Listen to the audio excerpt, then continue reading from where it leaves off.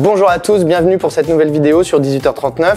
Tout d'abord, merci aux établis de nous offrir un cadre de tournage. C'est un commerce de proximité situé à Paris, juste à côté de nos locaux, qui fait à la fois café évidemment, mais aussi boutique et atelier de réparation où vous pouvez venir faire réparer vos objets au lieu de les jeter. C'est à la fois bon pour votre portefeuille et bon pour la planète. Et ça tombe bien, parce qu'aujourd'hui on va vous parler de 5 tendances écolo qui vont cartonner en 2023, ou plutôt, est-ce que ces tendances qui commencent à émerger vont durer, vont se démocratiser ou est-ce qu'elles vont rester confidentielles? Alors pour commencer, on va parler des panneaux photovoltaïques. Pendant longtemps en France, on a boudé les panneaux solaires. D'ailleurs, on en a parlé avec Frédéric, un pionnier des énergies renouvelables qu'on a rencontré près de Lille, dans le nord de la France. Et il nous a raconté comment on l'a pris pour un fou quand il a commencé à installer sa centrale dans les années 2000. Je me souviens d'une journaliste qui venait de M6 Régional, qui existait encore à l'époque, et qui m'a dit « Mais enfin, monsieur Wetzel, mais vous êtes fou !» Mais en 2022, tout a changé, le prix de l'énergie a explosé,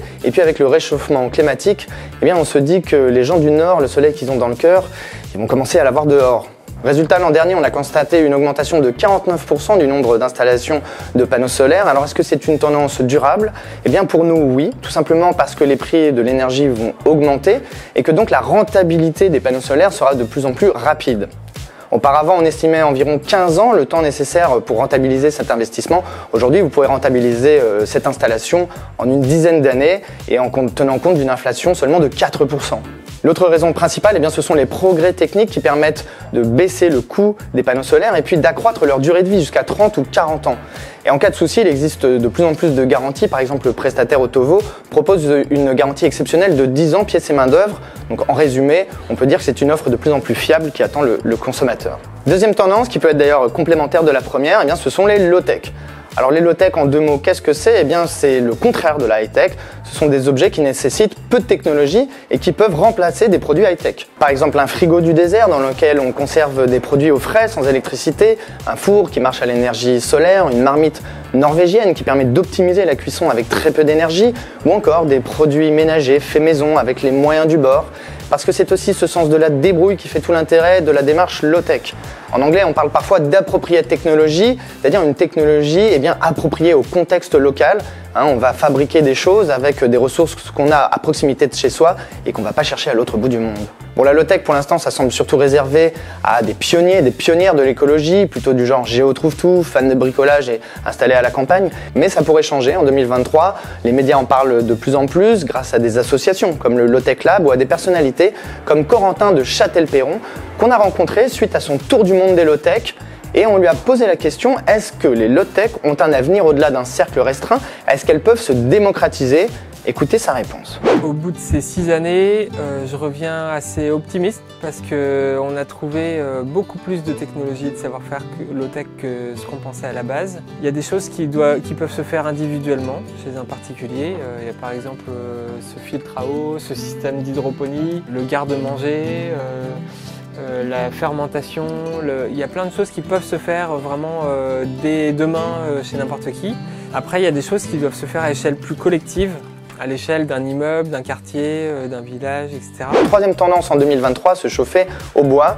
Et oui, c'est une énergie renouvelable, écolo donc, et puis c'est la moins chère pour l'instant. C'est ce qui fait son succès. Aujourd'hui, le syndicat des énergies renouvelables dénombre 7 millions d'appareils de chauffage au bois en France, des cheminées à foyer ouvert, des poêles à bois, des poêles à granulés, des chaudières, etc.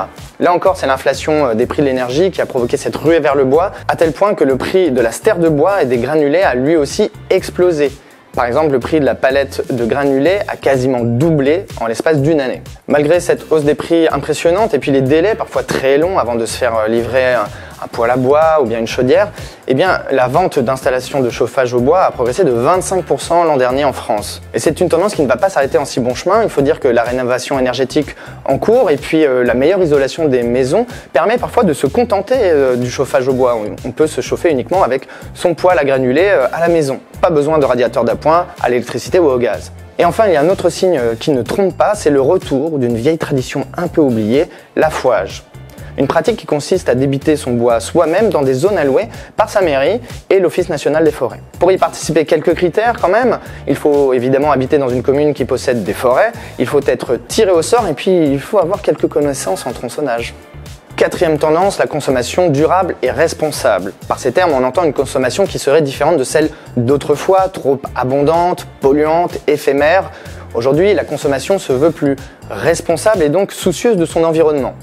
Aujourd'hui, les gens privilégient des produits dont la durée de vie est plus longue, soit parce qu'ils sont faits dans des matériaux de qualité, parce qu'ils ont été testés et qu'ils sont plus résistants, soit parce qu'ils ne se démodent pas, c'est aussi très important, soit parce qu'on peut tout simplement les réparer. En décembre dernier, une étude de la Fondation Jean Jaurès sur la consommation a démontré comment le Covid, le réchauffement climatique et l'inflation ont totalement modifié nos façons de consommer. Par exemple, 16% des personnes interrogées disent privilégier systématiquement des produits respectueux de l'environnement et 54% d'entre eux le font quand ils le peuvent. Alors, ces chiffres prouvent bien que derrière les intentions réelles des consommateurs, le critère économique est encore primordial. D'où le succès de solutions qui permettent à la fois de faire des économies et de respecter l'environnement, comme tout simplement le marché de l'occasion et du reconditionné. Qui n'a pas donné des livres sur l'application Give, acheté un t-shirt sur Vinted ou bien revendu son lave-linge sur Le Bon Coin?